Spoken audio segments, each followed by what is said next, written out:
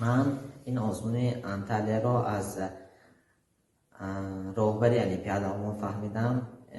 اون راهبری الیمپیادا به ما گفتن در ماه سپتامبر به ما گفتن که چنین الیمپیادا در شهر انطالیه برگزار می‌گردد و ما از همان سپتامبر به این الیمپیادا تیاری را سر کردیم. معلم ما رو نام‌نویس کردند و گفتند که شما می‌روید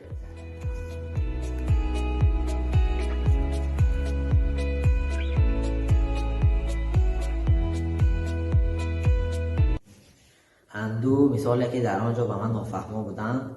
یکی از آنها این بود که در آنجا در داخل ریشه که در آن 3 قبطه ریشه بود و در آنجا سینوس، کوسینوس جمع طرح آنها با عددهای گوناگون بودند و من با استفاده فرمولهای گوناگون آنها را توانستم که از ریشه برآورم و آنها را حل کنم.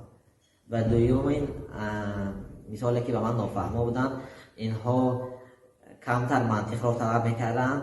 آنها فیگورهای گوناگون داده بودند و آنها از من میپرسیدند که چطور این همه را پیوست کنیم و در آنجا رازکنجه که طرفی درازیش 11 سانتی متر و برش 3 سانتی متر را در بر میگرفت.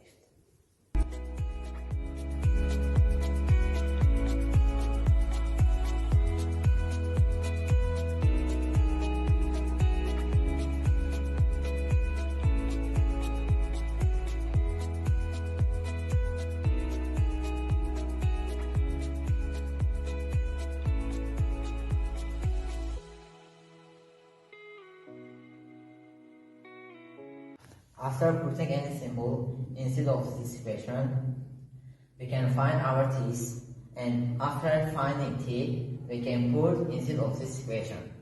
And when we put instead of this equation, our find number, we can take our solutions that x1 is equals to 4 and x2 is equals to minus 9.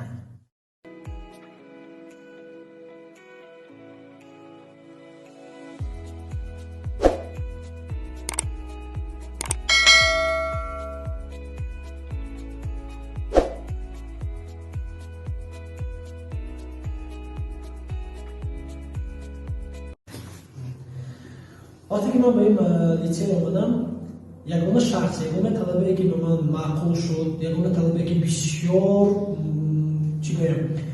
مثال‌های متماتیکی، یعنی که الگبری یا با راه آسان حل می‌کرد، این اسمونوف علیجان می‌باشد.